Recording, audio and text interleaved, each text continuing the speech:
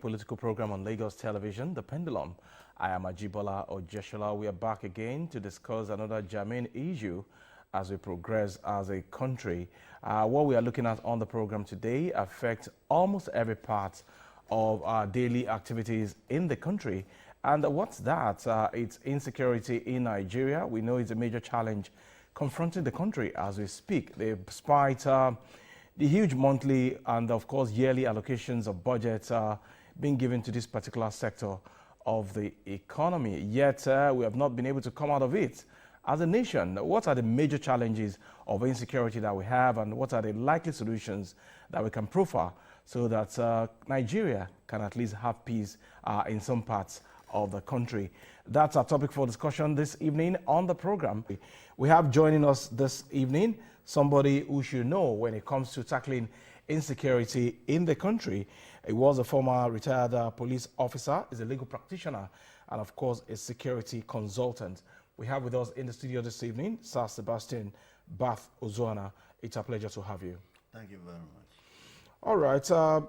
From my introduction earlier, there is no gainsaying that Nigeria is still facing the problem of insecurity, especially when you look at the northern parts of the country, where insurgency is still a major issue. And of course, in some parts as well, farmers are not able to farm, people are not able to function well compared to what we have in this part of the country. What are the factors that you have been able to identify over the years as those things that are responsible for the alarming rate of insecurity that we are faced with in the country? Thank you very much, Ebola. You see, security, like one of my friends who said then, is everybody's business. But unfortunately, in the recent past, for some years now, the northern parts of this country have witnessed unprecedented insecurity. And this is very unfortunate. Some of us with security experience have been making suggestions as to how to tackle this insecurity. But for one reason or the other, we do not know why the powers that be have given deaf ears to the calls by some people on how to tackle this insecurity. Before we tackle the problem of insecurity, as a security consultant and a retired police officer, what are those germane things that you have seen or observed that are responsible for this insecurity first, before we talk about solutions? First and foremost, I feel that, from my own point of view, I feel that our security agencies, particularly the police force, is overwhelmed, have been overwhelmed. You see? I still remember very well when the current defense minister, Matawale, was the governor of Zamfara State. He did say that there are 30,000 bandits in Zamfara State alone, and that in the northwest, according to him, at that time, there are 120,000 bandits. So when you look at these figures, it's a huge army. Then you ask yourself, in the face of this figure of bandits, as we are told, what is the strength of the Nigerian police force?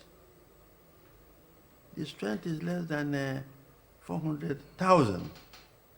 Then how do you tackle the issues in Zamfara and Northwest alone with the number of policemen we have in this country? So one would have expected that the government should have been very, very proactive in taking certain important and urgent decisions. By, for instance, amending the constitution of this country to allow for state police But tackling the problem of insecurity Yes. goes beyond the police alone. We have the Army, we have the Navy, we have the Air Force, and repeatedly they have also said that Thank you they very- do not thank- have enough manpower Thank you very to much. tackle this Yes, problem. thank you very much. That's the mistake some people make, or most people make. The functions of the military, that's the Army, the Navy, the Air Force, is not internal security as such. The officially and constitutionally established body for internal security is principally the police, and not the Army. The functions of the Army are stipulated in section 217 of the Constitution. That is why you see, you go to civilized countries, the Western world, Europe and America and things like that, you hardly see a soldier on the street. Because they confine themselves to their traditional function. Well, the problem in this part of the world is peculiar. Yes. We all know that our borders are porous, and of course, whether we like it or not, at one time or the other, we might need to engage these military men to at least protect us against external aggression because of the porosity of our borders. The police force, first and foremost, is under strength. Their number is not enough. The United Nations ratio of police to population is 400 to 1. In Nigeria, it is about almost 700 to 1 policeman. It's not enough. But if we make provision for state police, for those states or group of states who are prepared for it, that would be the better for us. And not every time we go run to the Army. It's not their duty at all. The functions of the Army is as stipulated in section 217 of the Constitution, which says defending Nigeria from external aggression. That's the main function of any army of any country. Secondly is maintaining its territorial integrity and securing the borders from violation on land, sea, and air. That's the second function. Then the third one, suppressing insurrection and acting in aid of civil authority whenever they are called upon to do so. So what do we call the insurgency? Insurgency, the main problem of this country now is banditry. Insurgency is the type that we have in the Northeast, which is much more than, so that one is an insurrection. I agree with you. That's why the soldiers are there. And they are supposed to protect this country by not allowing the ISIS, Islamic State of West Africa province. Like that's how it started. If you remember the origin, how the Boko Haram started in, I think, 2009. That was that's why the army, the soldiers are there. But the banditry, kidnapping, robbery, all these things are for the police. And the police in Nigeria are not enough. Let us expand the function of internal security. You know what happened in America in September 11? If you recall September 11, 2000 attack in America, 2001. America was taken by surprise. The Twin Towers of the World Trade Center were pulled down, and 2 other places. What did America do? They went back to the drawing board. And in no time, came out with the establishment of the Department of Homeland Security, which comprised a number of bodies. And since that time, but we in this part of the world, we have serious security issues, internal security issues, but we don't want to face it. But we also have a joint task force. All these are not, joint task force comprises the Army, the Navy, the Air Force. Let them do their own job as prescribed by the Constitution. And let us have organizations that will take care of internal security. There was a professor in the University of Sokoto some years ago, when this banditry was starting. The guy did a research, went on to live with the bandits, and came out with a paper and suggested a way forward. According to him, he recommended the establishment of a third force or a middle force between the armed forces and the police to tackle this banditry. Live with the bandits over time. He did a proper research and came out with a paper. He said, look, this thing has gone beyond what the Nigerian police force can do. Let the government establish a middle force, he called it. I'm using his language, a middle force between the armed forces. That is, armed forces means the police, Navy, Air Force, and the police. To tackle everything they heap on the police. Sometimes they will send the army, they will leave their core functions, just beating about the bush. But right now we have some regional security outfits in some parts of the country. Thank you very much. Like in the southwest here, we have Amotekun, and we have something, a replica of that in the southeast and of course in the north. Thank you very much. The establishment of these bodies is an admission of failure by the Central Internal Security Agency, that is the police. Why not amend the Constitution? Because under Section 214 of the Constitution of the Federal Republic of Nigeria, there is no other police force that should be established other than Nigeria Police Force. By establishing Omoteko, what do you give them? What arms do you give them? When you talk about the military, the police, the Nigeria Police Force, there are classes of weapons you allow these people to carry. Omoteko is not permitted to bear certain superior weapons like the AK-47, AK-49. You established my learned friend and senior advocate of Nigeria, Akredol, may so rest in peace. He was the main man spearheading this Omoteko, and they had the difficulty of properly arming the Omotekos. The highest they were permitted to carry was pump-action rifles, pump-action guns. How do you expect somebody with a pump-action gun to confront somebody with an AK-47 or AK-49 rifle? The difference between all these things they're establishing is in the weaponry that the law permits them to carry.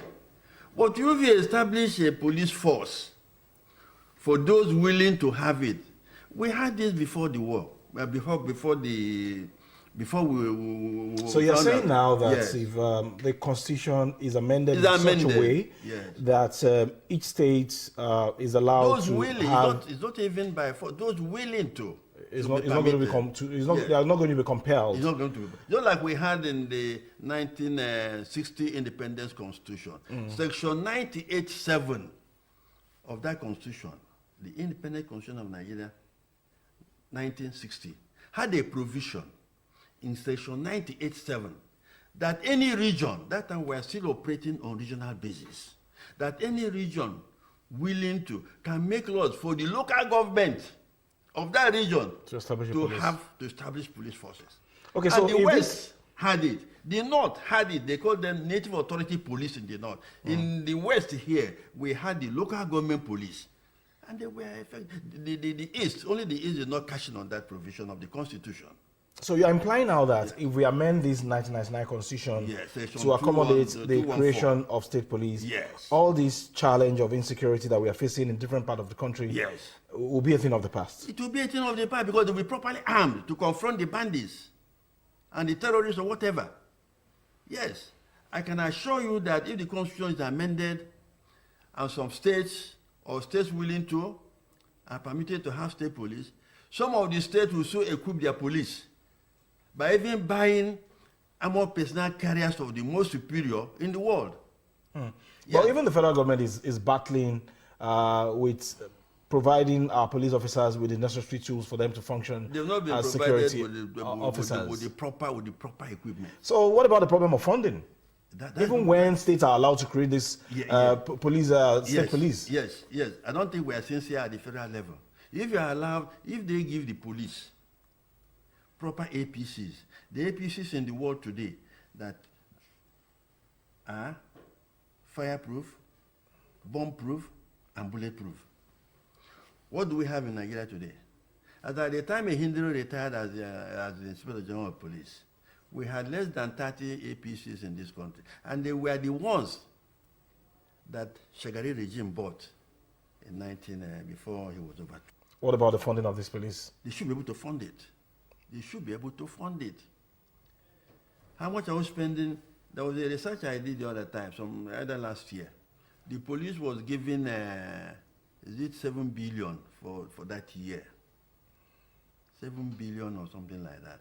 They were given less than 1/4 of that amount for the whole year, that's for the whole 12 months.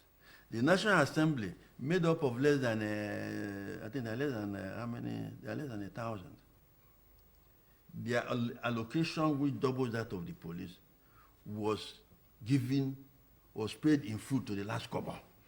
What are the other technicalities surrounding the inadequate manpower and the issue of funding that we have? Beyond all of that, what are the other things creating this problem of insecurity? Because recently, I think it was in Bauchi State, the former president of the country, Chief Olusegun Obasanjo, raised an alarm that we have 20 million children out of school in the north.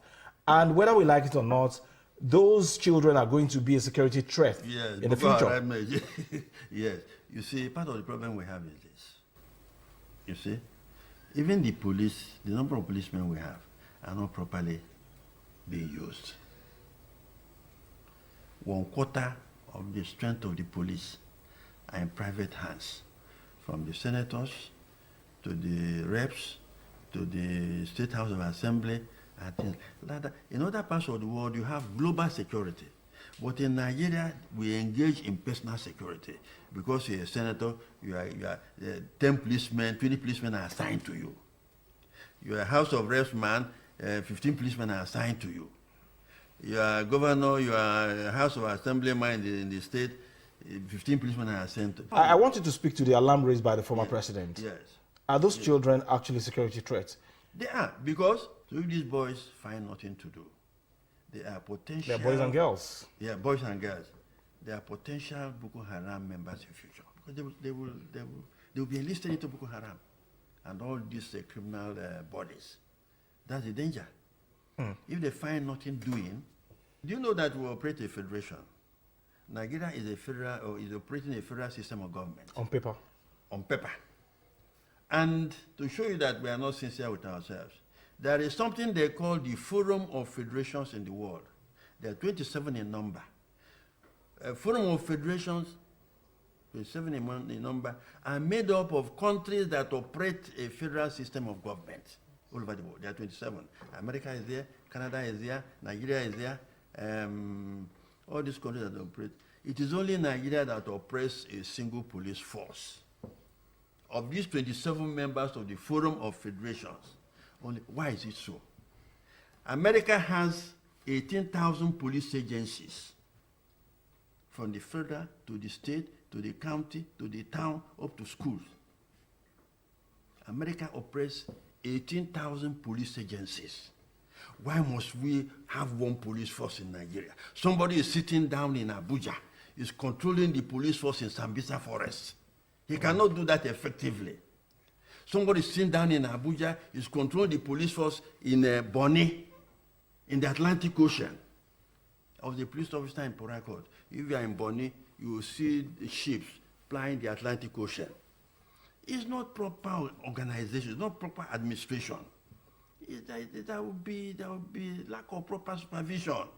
So we need to open the windows for people, I still maintain it, for people, states or group of states who feel like, who know that they can operate or they can run a police force to do so. And I can assure you that it will bring a lot of improvement in internal security of this country. Okay, as we start wrapping up our conversation on the program this evening, is there anything or any impact that technology can also make in fighting this problem of insecurity? Yes.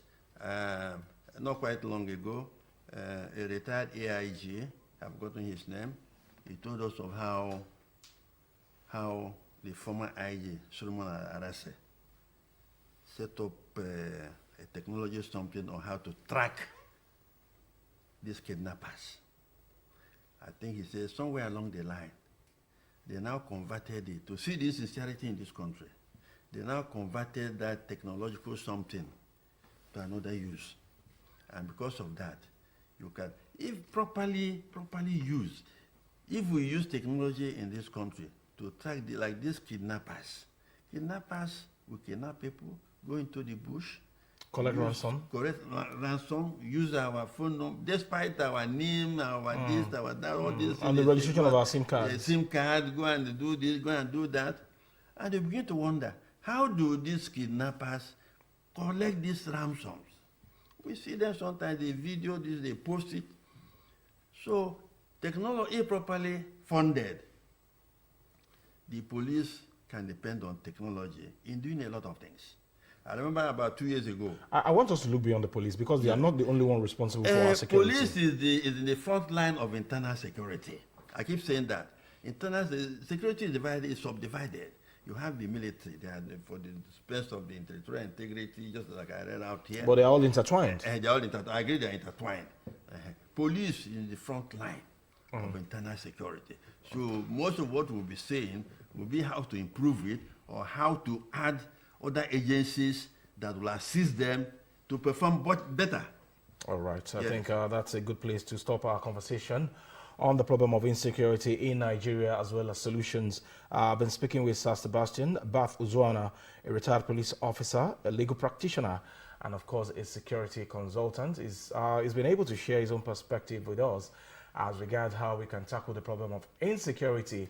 But most importantly, he kept hammering on the fact that the Constitution should be amended to accommodate the creation of state police. We thank you very much for your time. Thank you very much. Thank you, Jubala. Thank you.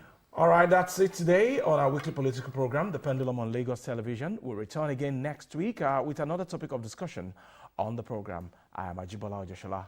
I'll see you some other time.